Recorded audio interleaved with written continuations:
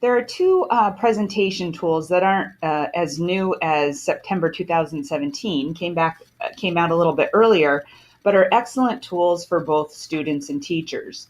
One is the the voice notes. So if students need to add their notes to their presentation to practice or turn it in, they can actually record it as they talk through it instead of having to type it. So when I click on tools, I have the voice type speaker notes. And when I click on that, I can click on to speak.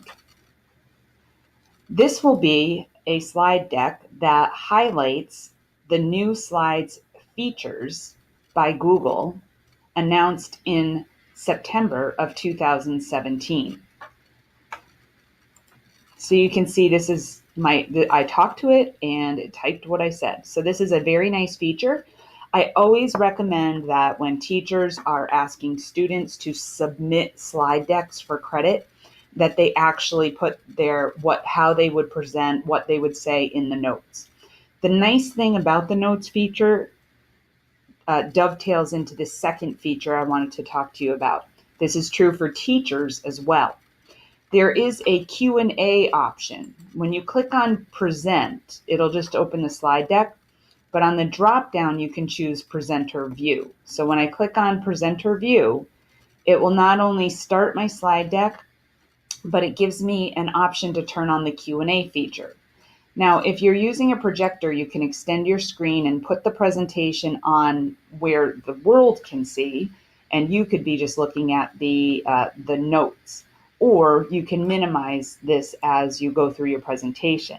The nice thing about extending your screen and having this here is that first you can click on Start New to start a new Q&A.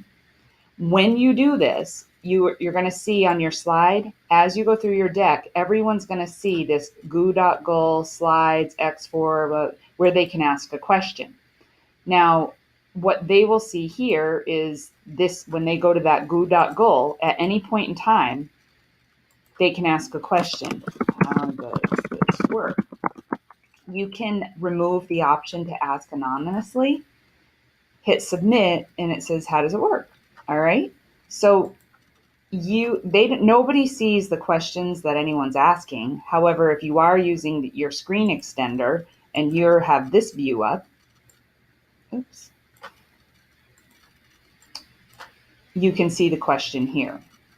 You can also modify it so that you can accept questions from everyone, not just the people in your domain. And you have to remember to turn that on. Otherwise, people would be locked out if you're presenting to a general audience. You can also view your speaker notes here. So what's nice about this is if you add your speaker notes, you can turn on the Q&A, you can extend your screen, and students can be asking questions while you give your presentation. And you know exactly what you want to say and the things you want to highlight because they're all right here for you to see.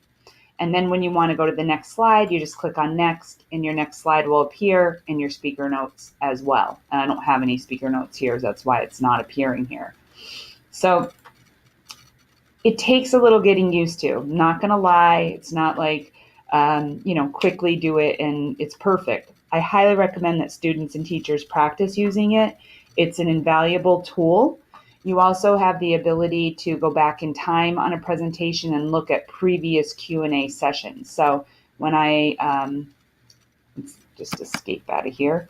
When you click on tools, you can go to the Q&A history and you can see the Q&As that have taken place in the past. One last thing I didn't mention, maybe that's not there anymore, so I'm going to have to open this up again. Presenter view. I can continue my recent. When you have your screen extended, if you see a question you want to pause and put up on the screen, or you want to do it at the end, you can click on present and that question will appear on the screen. This is great for webinars as well as face-to-face sessions as well. If you have a couple of people that can moderate with you on a webinar, one person can handle the Q&A and one person can handle the presentation. All right, so let's backtrack. How do all these tools work again? All right, So we're going to go back and we're going to click on Tools and go to Voice Type Speaker Notes to turn on voice typing for speaker notes. And if you want to present with Q&A, you can click on Presenter View from the drop-down menu, or if you already open your presentation and you suddenly realize you want to do Q&A, you just click on the Q&A here, and you can start a new one or continue your recent presentation, and it'll pick up where you left off. Thanks for watching.